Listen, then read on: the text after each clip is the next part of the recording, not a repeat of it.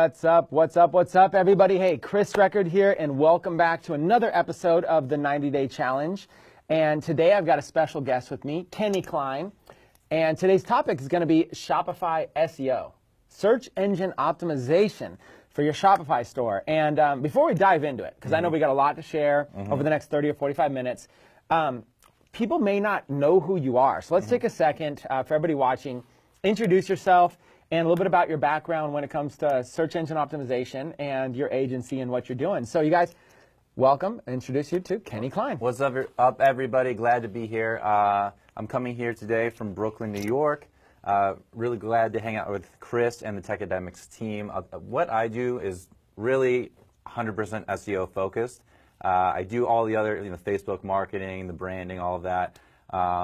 But all of my really core business is focused on SEO. And so what I do is I rank great terms in Google, and it just ends up being free traffic. It takes some time to get there. It takes some expertise to get there, but once you're there, once you're getting those keywords, either you're ranking your products or your category pages or your blog posts, then you get this continual source of traffic to your site. So it's a big game changer for a lot of businesses. Awesome. So far, the first kind of 2 weeks, what we've really covered in the 90-Day Challenge was focusing on Facebook advertising as a paid source of traffic. We've talked a little bit about boosting posts to be able to get them good engagement, and then running website conversion ads.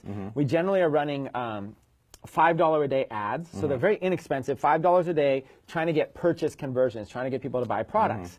And really everything has been based around, conversion rate. So can I spend $10 and can I make 15 or 20? And having that be scalable and sustainable.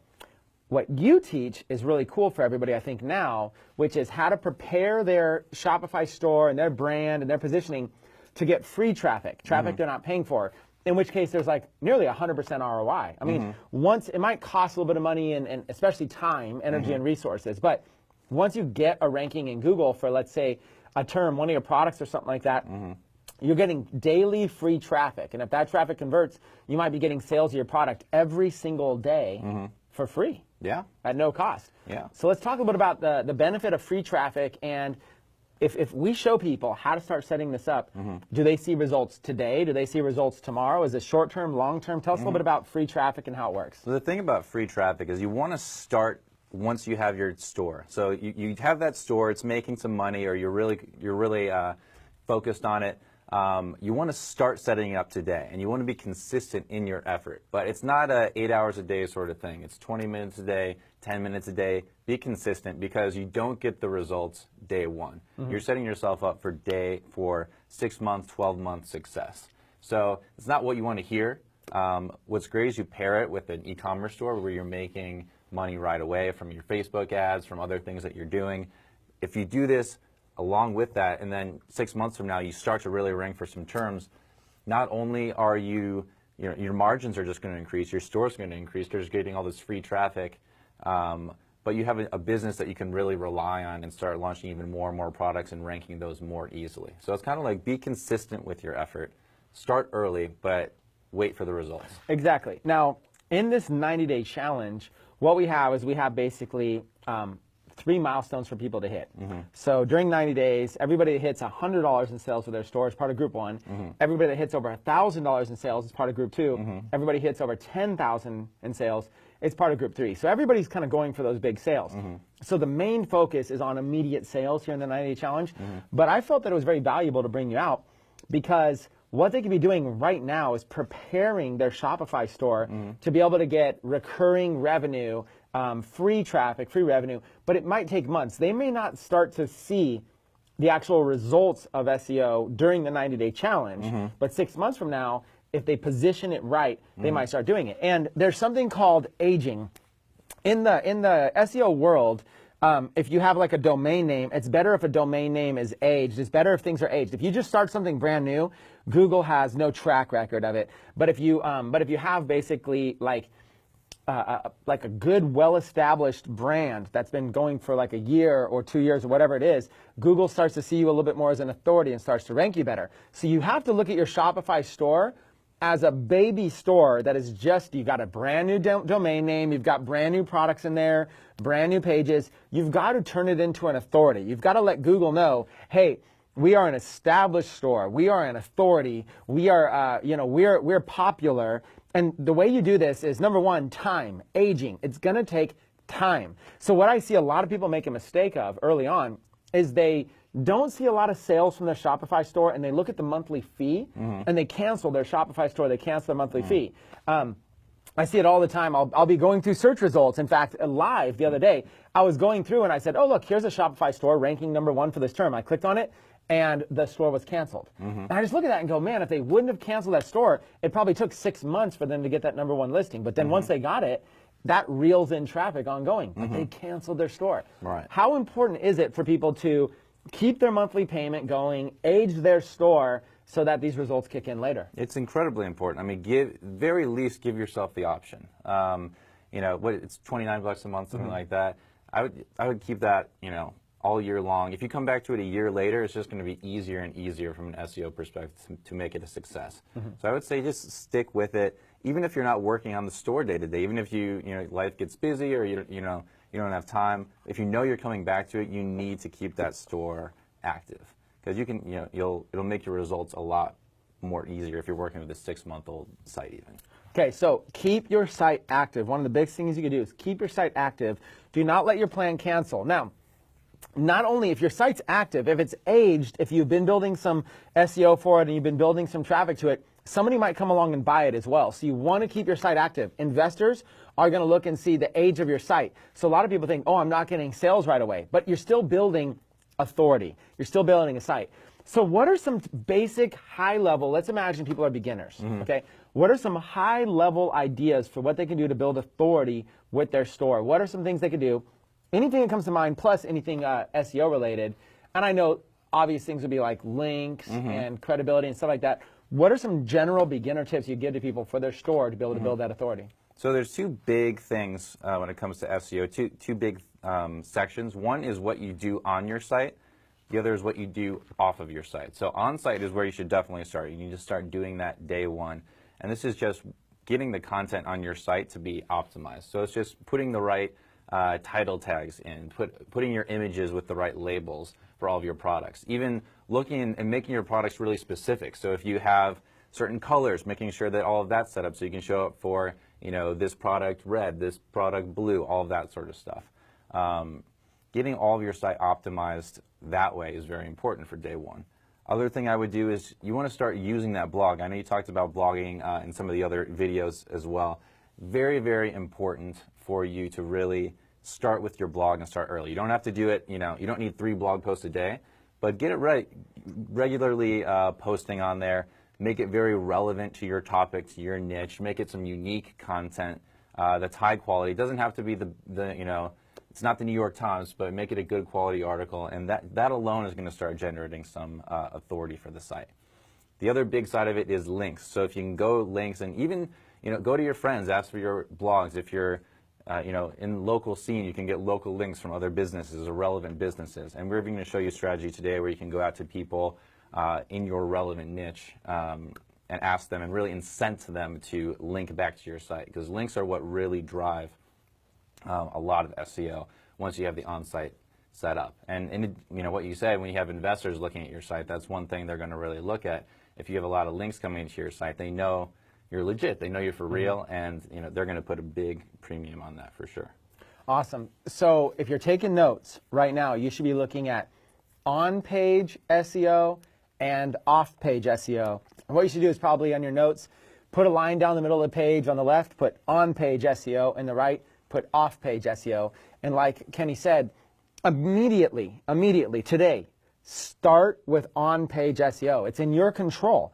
Off-page SEO takes a little bit more time, and some of it is out of your control, but on-page SEO is in your control. So before we move to the strategy, what are some high-level examples of, let's start with on-page SEO. When it comes to like a Shopify store, what are some examples of things they can do themselves today to help improve the SEO on page? So what's really great about Shopify as a platform is that they have a lot of stuff built in there for you. So this is not a technical, there's no coding, there's no any of this stuff. You just have to utilize the Shopify platform as it is. One of the first things you do is just naming your products. So just naming it obviously you're going to want to rank for that type of product, right? And so making sure that you have the name, making that optimized in terms of exactly what it is, and not kind of going off the handle with things that are not relevant. Second, just in the description, how you describe this product. In addition to selling the product, you want to use some of these keywords. So if you have multiple colors, you want to mention the colors. If there's certain materials that it's made of, you want to mention these materials, because people are Googling for these things. They're saying, oh, I want this fishing rod, aluminum that's red or whatever. All of these things are going to come up in long tail searches, and if you don't mention it in the description or the title, you don't even have a chance. You're not in the game. So those are big things. Another big thing is reviews. Reviews are very important for showing up in the results, and so you want to get as many reviews as you can to these products. So really, day one, focus on the product page.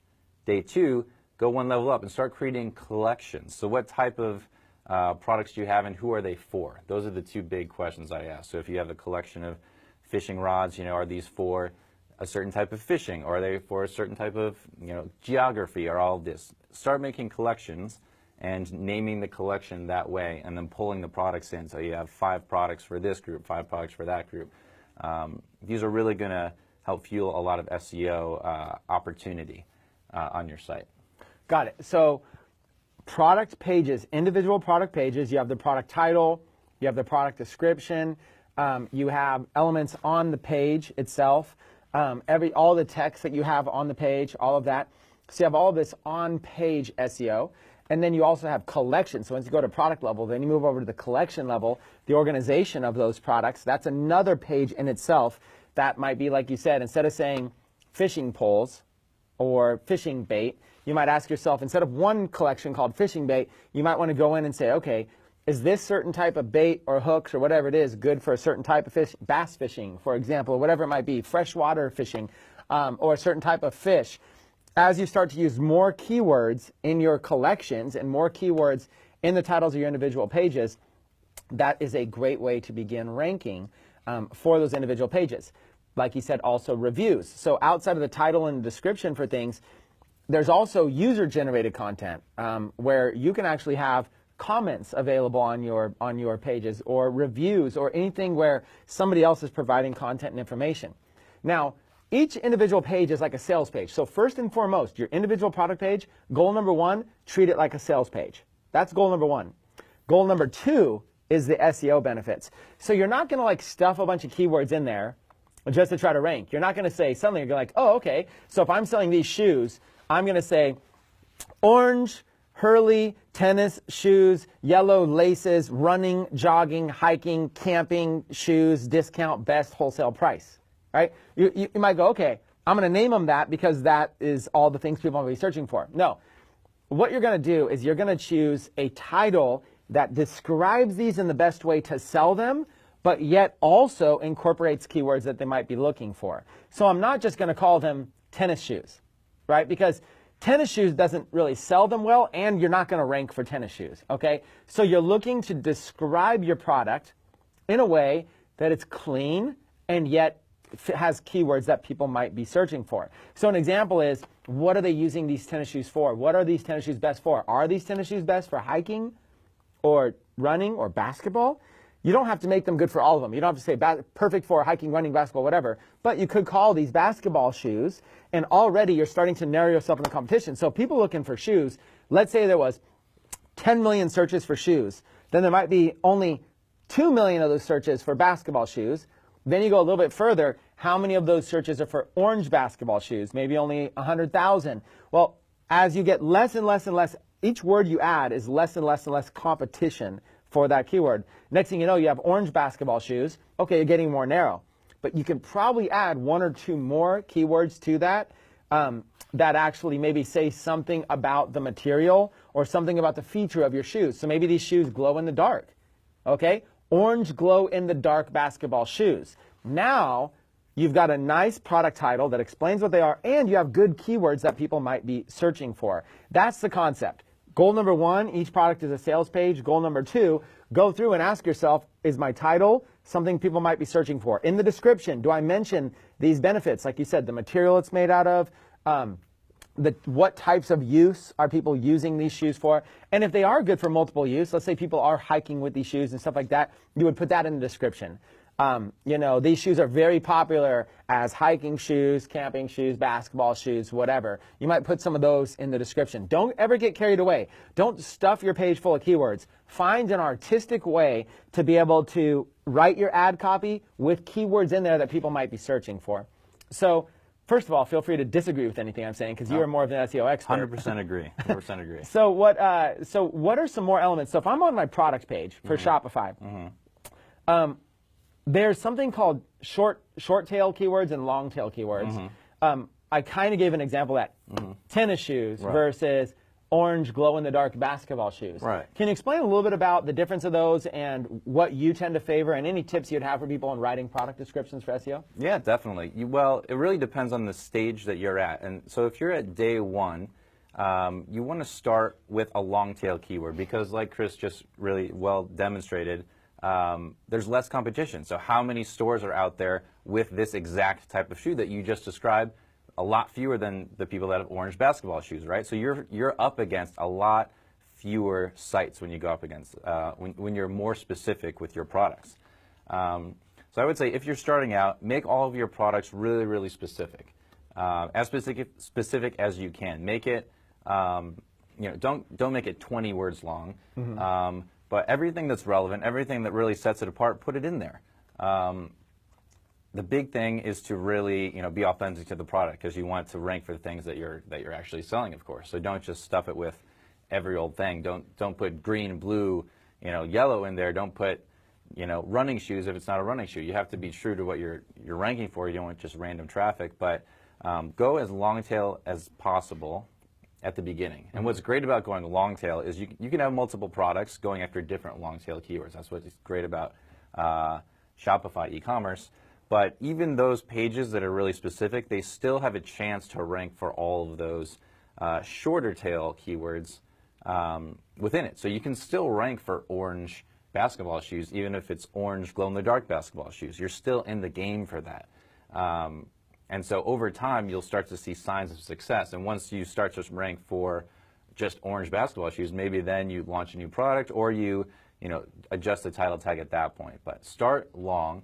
And then as your store gains in popularity and as you start ranking for stuff, then you can be a little more targeted with your keywords and a little more aggressive about going for the short tail keywords. Yeah, so before we move on, let's understand short tail versus long tail. What we're talking about is if a title, we're really talking about, in this specific case, the length of a tail is like the amount of words that are in your title or your sentence, okay? So it's really the tail. An animal might have a longer tail. The longer the tail is, it starts thick and it gets thin at the end. It's kind of just an industry term for saying that, wow, that title has a long tail on it, meaning it might have even 10 keywords in it.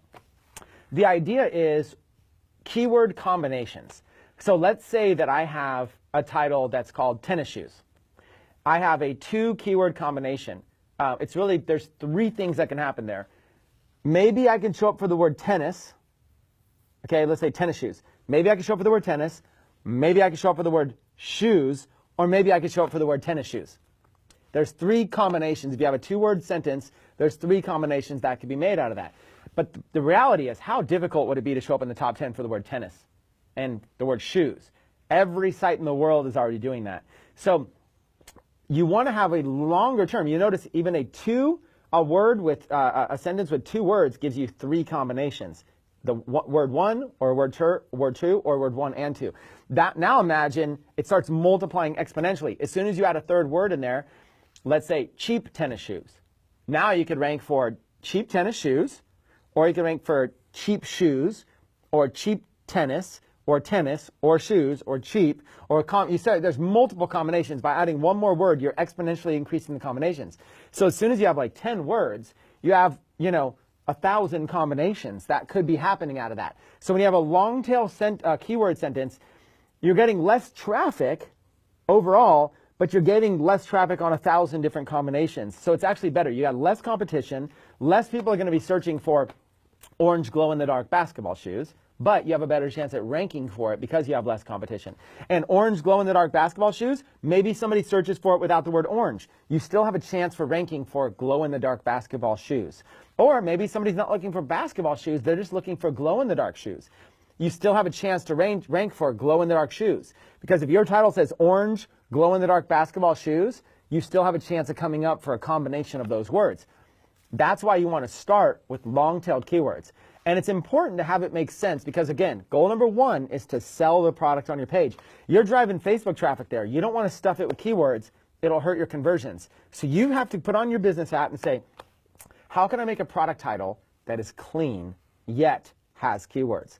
Kenny's telling you, you know, instead of 1 or 2 words, maybe go as many as 8, 9, 10 words in that title. As long as it makes sense and it's clean, that's what you're looking for. Now, you got the title. In the description, if there's other keywords you wish you would have put in the title, like, man, you know, like, there's so many other things I can think of for this. Put them in the description. Okay, that's where you've got extra room. The title, in the description, maybe that's what you're saying, but these are really good for running and runners and joggers and this and that. Then put a whole little paragraph in the description. Say, if you're an avid runner or you love jogging on the weekends, then the glow-in-the-dark shoes are perfect for joggers because at night, if you're jogging at night, you'll glow and you'll stand out. Now you're giving them a sales pitch as to why these are good for running and jogging, but at the same time, you're also hitting those keywords. You have a chance to get ranked. So on-page SEO is the title, the description, maybe some reviews and stuff like that, and you got products and collections. You start there, day 1, day 2. Then, after you got your store built, you're driving some traffic, you've got your pages kind of optimized, there's this whole world called off-page SEO. Right. What are some of the things people can do off their site that can help make their site more popular? So one thing is just be authentic, be a real business, and kind of the signs of that are social profiles is one. If you're a local business, get your Yelp page, all of that sort of stuff going. But just have real, authentic social profiles like your Facebook page, your Twitter page, and make them active. So they don't have to be, you don't have to be tweeting like 5 times a day, but you should be tweeting a couple times a week, Facebook a couple times a week at the very least. And if you're getting good reception, more. A lot of the tactics that you'll be learning in Techademics can really leverage those platforms beyond just for SEO value, so it's naturally going to happen for you. But you want to make sure that those are very active and that you're looking like a real business. These signs are something that Google can pick up on pretty easily. Second, and the biggest thing in SEO is getting links back to your site. So, and that's a link means not from your own social profiles, not from other social profiles, but from other websites. So from somebody's blog, from other product sites, like anywhere on the web where you can just link back to your site is important. And of course, different types of links are more important. So if you get a link from the New York Times, it's going to be really, really good for SEO because that's a really powerful, well-known site. If you get a link from your brother-in-law's blog that he started last week, it's probably not going to be a super powerful link for SEO. It's not necessarily bad, you don't necessarily not want it, but it's not going to have the same impact. So just in terms of power and general authority of the site, as an SEO word, is one thing you need to think about when you're thinking about getting links. The other thing you want to think about is relevance. So if you have a basketball site, if there's a bunch of basketball blogs or basketball sites or whatever linking to you, then that's much better than a bunch of random fishing blogs. The fishing blogs are not as relevant. Google can tell that hey, why it's kind of suspicious. Like, why is that happening? It's and so the big things with these links that you want to get back to your site are relevance and power. Got it. So you are looking for authority. You have your Shopify store. You're in a niche. You want to find other websites to link to you that are related to your niche.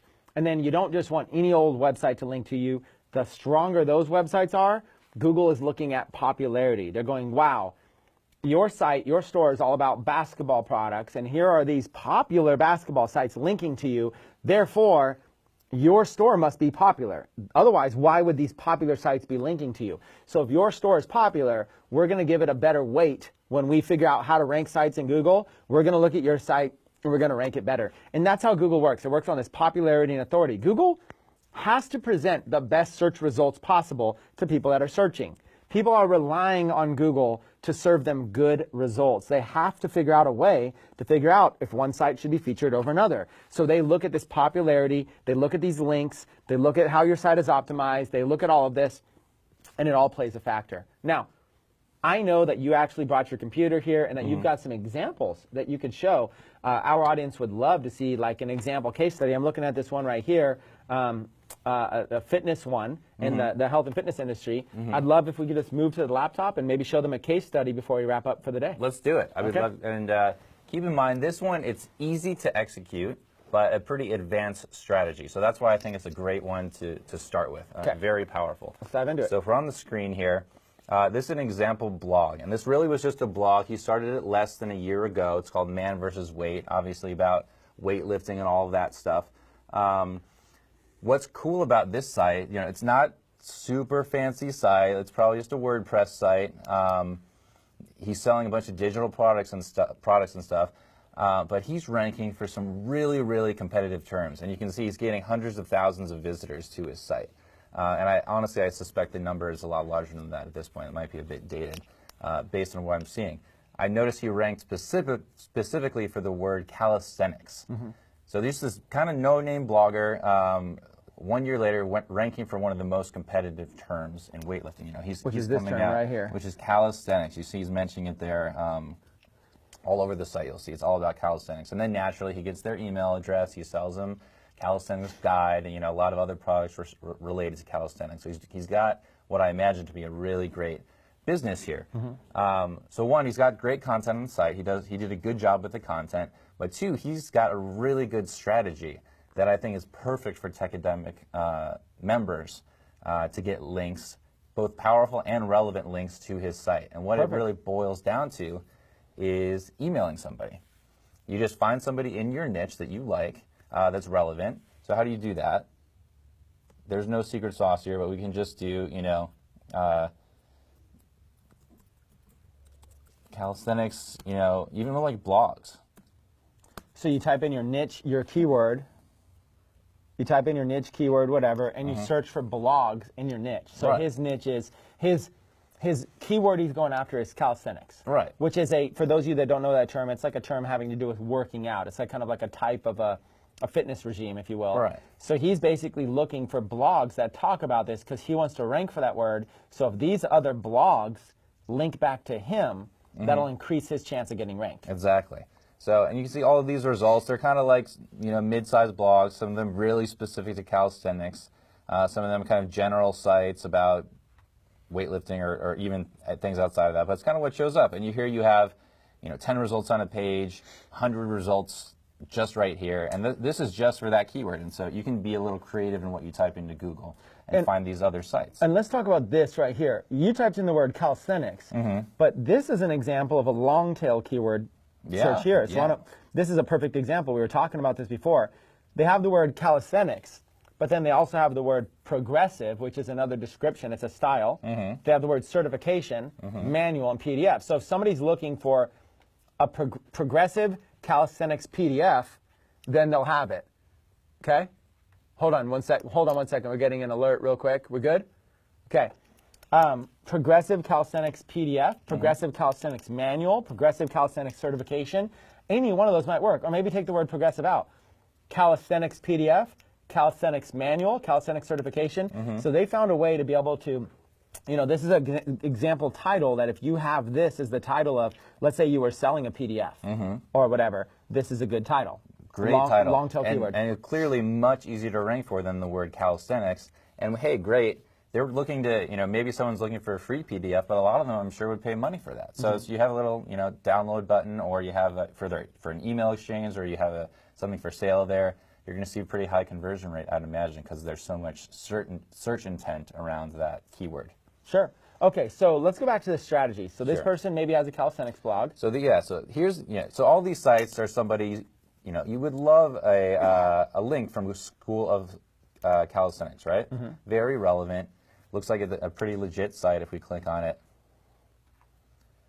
Takes a minute to load here, but So if I have a calisthenics, let's say Shopify store, if I have a fitness-related Shopify store, I might want to reach out to this School of Calisthenics right here and see if they'll maybe link to me. Sure, and you'd love to, and say, why would these guys link to me? You know, I'm a news site even, or you know, they don't know me, but we're going to show you a little trick. So just go to the contact page in all these places. So all the nuts and bolts. There's no reason to stop you from.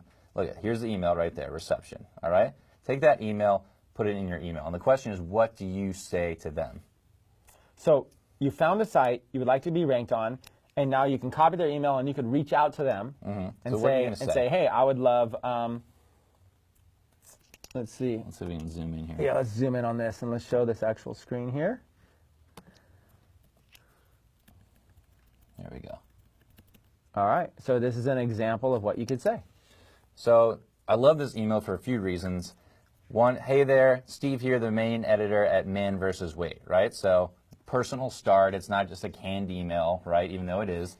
I just came across your post at example. So put in their site and a post that you like, and ideally related to calisthenics, right? So you can say, hey, go to their blog, find a post that's popular or a post that you like, put it in there. I wanted to send you a quick email because I noticed you mentioned a few words about training with kettlebells. So maybe it's kettlebell article. Recently, we created something related you might be interested in, the world's largest interactive list of over 100 kettlebell exercises. Here's a link to his site, right? So here's his proposal. If you decide to link to our kettlebell post from the post on their site, in exchange, I'll be happy to share your post multiple times in the coming weeks to over 10,000 Facebook fans that we have. What do you think? Would you be interested? Thanks for reading, and please let me know what you think, Steve. So he's right out of the gate giving them exposure for linking to his site, right? And like, wow, I've got 10,000 fans. Like, what a great deal for both of them, right? This is actually kind of brilliant because he's basically saying, he's personalizing it and saying, hey, listen, if you link to me, I'll promote your post on my Facebook fan page to all my fans. But that's essentially free for him to do. Yeah. A post is on your Facebook page, and everybody watching right now already has a Shopify store. They already have a Facebook fan page. That's easy for them to do. They could just share an article. Right. What a great proposition. Share other people's articles in your fan page in exchange for links. Right. And let me show you, so let's go to his Facebook page. You know, it sounds like, oh, maybe 10,000 is a lot, whatever. So look at his Facebook page. This is the Man vs. Weight. So this is where he's saying, hey, I'll share it with you. And you're like, yep, he's got 10,000 followers here. Let's go down and look at it. You know, he's sharing other people's popular videos, so it looks like there's a lot of views going on. But whenever he posts an original one, you can see the engagement is 3 likes, right? So I know Techademics is going to teach you how to build Better engagement. Better engagements, 4 likes. So really, he's not even driving traffic. This might be one he worked with, Nadine for eBlog, right? Yeah, so you don't have to have a lot of engagement for this strategy to work. No. He's only getting 4 likes, and yet he's still getting deals out of it, most likely. He's getting a lot of deals. And it's not to say every person he emails takes him up on his deal, but this is a really advanced strategy in that you can generate some great links back to your site, and ideally even traffic back to your site day one, which you don't always get the SEO traffic, but these are real sites with real visitors themselves, real email lists that I'm sure they're emailing, highlighting their articles. So he's going to start getting traffic back to his site as well, just from the actual links, from the press of it. Okay, so this is an example, is he could reach out to this site right here and say, hey, if you mention me in an article and link to me, then I'll give you some free exposure on my fan page. It's a little barter. We don't know if he's done it with, we have no idea if he's done it with this one. We can look and see. But the concept is that he's sharing a post here. Now, you can go on, there's another post he's sharing right there, muscle cheats. So it's already valuable to be sharing relevant content from your fan page. It's already valuable. It doesn't cost you anything because you're just posting it for free, but you might be able to get some links back. Like in this example, there could be one. We haven't taken the time to look at it, and we don't know if there is or not, but there could be one.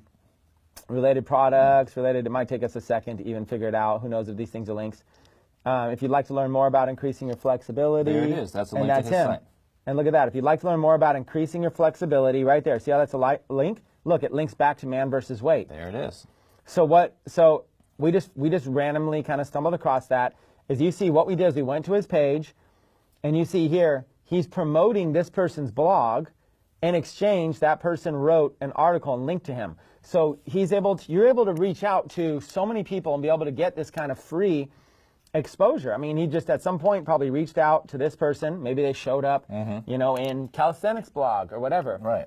So this is a great technique that everybody could start applying right now if they wanted. But do they see results immediately day one, or is this more of a long-term strategy? So this is how you want to think about this. Don't spend all day, doing this. This is the thing you do. Send 3 emails a day. Send 5 emails a day. So small numbers. You're not going to get a response from everyone. Say you get a response from 2 people a day, and then you work out a deal with them.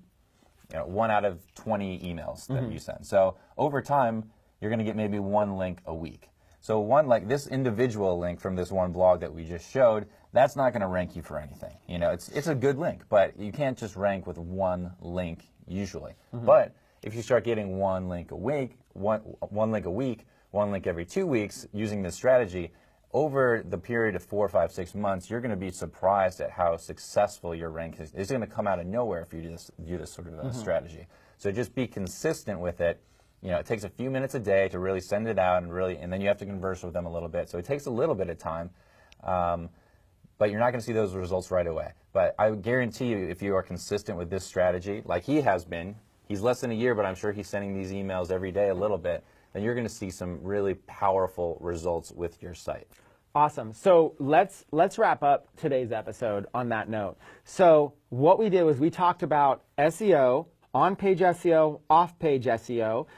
Kenny gave some great tips, and then Kenny just broke down a strategy. Not only did he give you a script that you can go search and find other people with blogs related to your industry, a script that you can use to reach out to them, and if they'll write about your Shopify store and link to you, or your website or your blog or whatever it is and link to you, then you can go ahead and share their post from your fan page. Now, he also gave you a little trick with the fan page that you can share a couple of popular videos as well, and it looks like your fan page has even more engagement when you're first getting started. But it's essentially free for you to organically post from your fan page.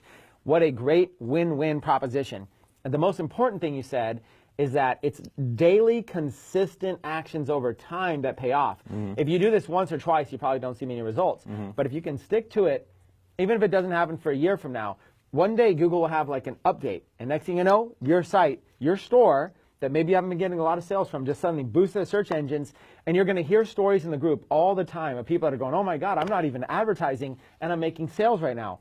A lot of those sales are going to come from Google. People are just going to find your products. People are searching in Google every single day. You could be ranking. You could be getting found. So what final thoughts do you have in terms of people being able to take action? What's like your best advice for how people can take immediate action, start doing something with their blog, and any kind of like to stick in there and really stick this thing out and see this thing out long term? Sure. So big thing is start today. Don't spend the whole day doing it, but do something today and learn a little bit. So start adjusting your description, start doing some of those long tail product descriptions we were talking about. Get started and start making the small steps. Make it a part of your process so that you start to see these results in the long term. If you say, I'm going to start tomorrow, you're probably not going to. It's going to be too late. It's not too late, but you're going to be, not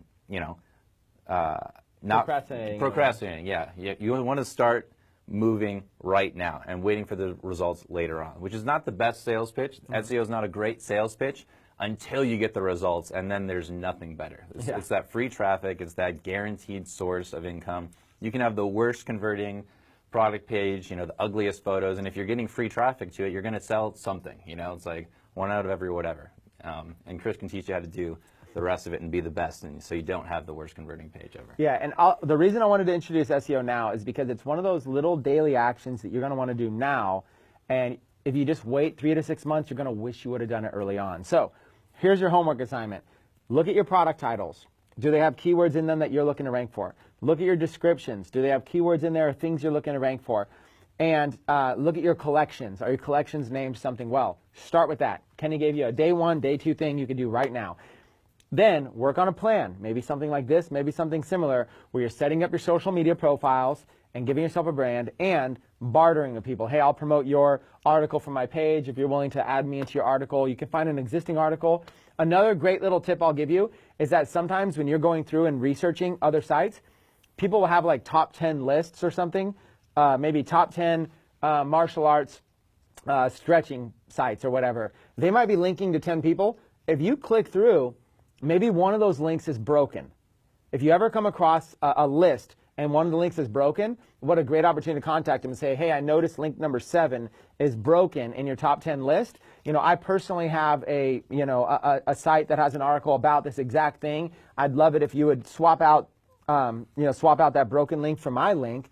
And in exchange, I'd be willing to even promote your article to my fan page. So it's great ideas. And we'll probably talk a little bit more about this maybe in the coming months as people start to establish their sites more. Sure. So hopefully you guys enjoyed today's lesson. Again, Kenny Klein, I'll make sure to give him a link to be able to review the comments, be able to look at the engagement you guys have here. If you guys enjoyed it, then comment below, let him know if you really enjoyed the value and if you think that it's been a very good use of your time today. And by the way, Kenny, thanks for coming out and sharing with us. It's great to be here. Thanks a lot. Awesome. All right, guys, take care. Bye-bye.